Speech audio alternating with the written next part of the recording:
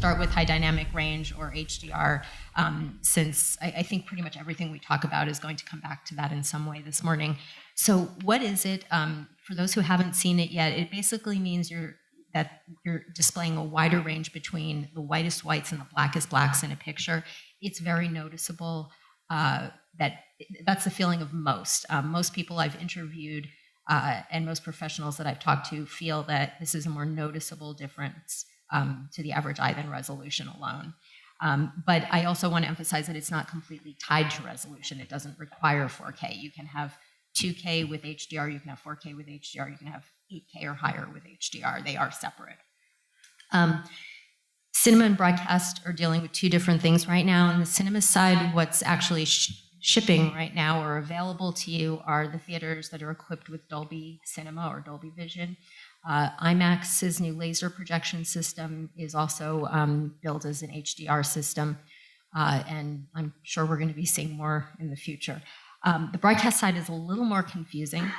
So far, there's a new Ultra HD Blu-ray format that can support HDR, and it can support what's called HDR10, which is an open HDR format, and it can additionally play Dolby Vision, which is also an HDR format.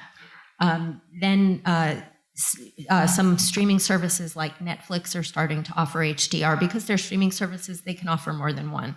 So we will probably see, some of them are already talking about Dolby Vision, and they're also talking about other formats. On the live broadcasting side, there's a format that the BBC developed called HGL, or Hybrid Log Gamma. That's another HDR format that is getting the most traction right now in the broadcast community. So what does all of this mean? We don't entirely know. It's still very early, but I think it's good to be aware up front that there are multiple flavors of HDR that are being tested and used right now. What does it mean for producers? Again, we don't completely know because this is still in the early stages, but it's good to be aware that at least in the foreseeable future, you may be called upon to create multiple versions of HDR when you're using it.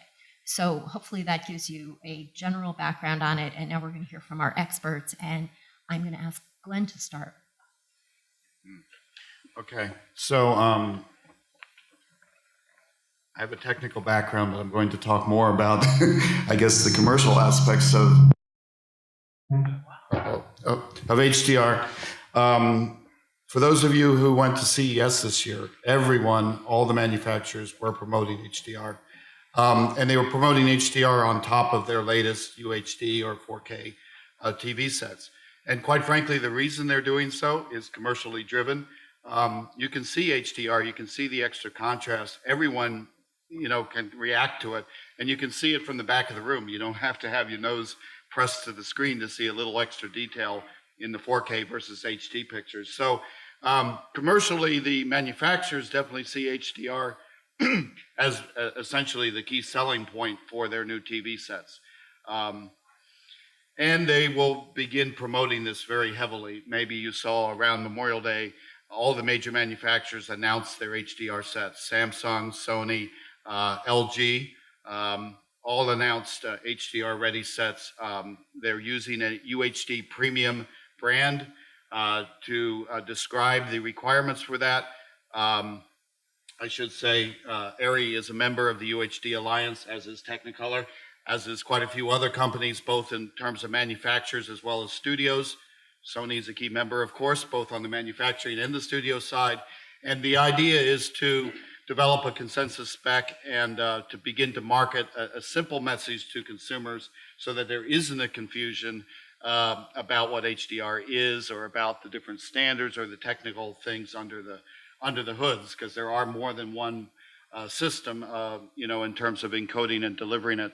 I do want to say one other thing. Netflix is getting into the game. They will start streaming HDR with Marco Polo in August, but Amazon has been doing it for a year with quite a few of their shows. So they were really the leader in terms of HDR delivery. And, the exciting thing is now we have digital cameras, both ARRI cameras and other cameras, that are more than capable of capturing a good extended contrast range. Film, of course, was always capable of that. And now we have the mechanism to deliver it to the consumer. So I find it exciting, as from a camera manufacturer's perspective, that we can actually deliver better pictures to the consumer, both at home as well as, in the cinema now with Dolby Vision and with IMAX. And Lori, From where you sit at this point in time, what does it mean for producers? Well, I think the great thing is I don't know if any of you are old enough like me to have delivered a film from film and then had it transferred down to a standard def, which went onto a DVD or a VHS even.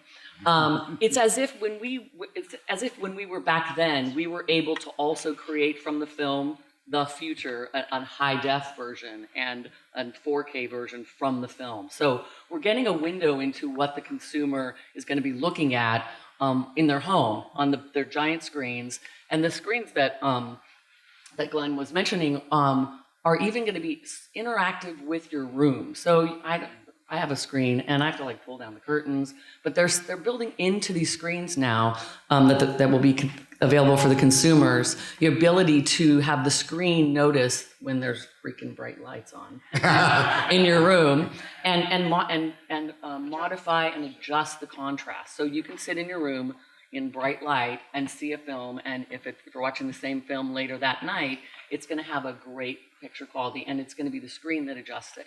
We, as producers, need to deliver our product with as much dynamic range as possible. So doing an HDR color pass, so to speak, but doing an HDR pass while you're delivering all your other passes and your film is a great thing for us to do now, so that when other broadcasters and people like Netflix start delivering your product, they will have enough information to do it automatically without you having to go back into your negative to do it. So I would say to producers, let's get as deep of dynamic range as you can now, even if you're not delivering 4K. Get as deep dynamic range, and if you can deliver 4K, and if you can do an HDR pass, you'll save yourself in 5 or 10 years having to go back into it, maybe at your own expense, so that it looks the way you want it to look. Okay. And as Glenn mentioned, it's possible today already to use most of the high-end digital cinematography cameras to produce HDR, but post-production is where you're going to be talking about it quite a lot. So it would be great if Sherri could elaborate on things that you should be thinking about in that area. thank you. Excuse me. Thank you. HDR is incredibly exciting for post facilities. It's also a bit of a nightmare. The technology, it's expensive. We need different monitors that we're having to do, not just consumer monitors like we've been talking about for the home, but professional grade monitors. And everybody's vying to be top dog in that area. And so because it hasn't standardized or stabilized just yet, and I'm not sure that it will, it's a little bit for the post facilities to try and understand, what do we do? What monitor do we go with? For our colorists, it's really exciting because they get to look at what the cinematographer has shot and decide. It's not just about taking the whole movie and expanding this dynamic range and making everything brighter or having more information. It's about taking key shots and saying, how do we further tell this story? How do we draw the audience in? What do we need to do? Which is very exciting for a lot of the filmmakers to say, wow, this is the way all whether it's for broadcast or for theatrical release, this is the way my product needs to be seen.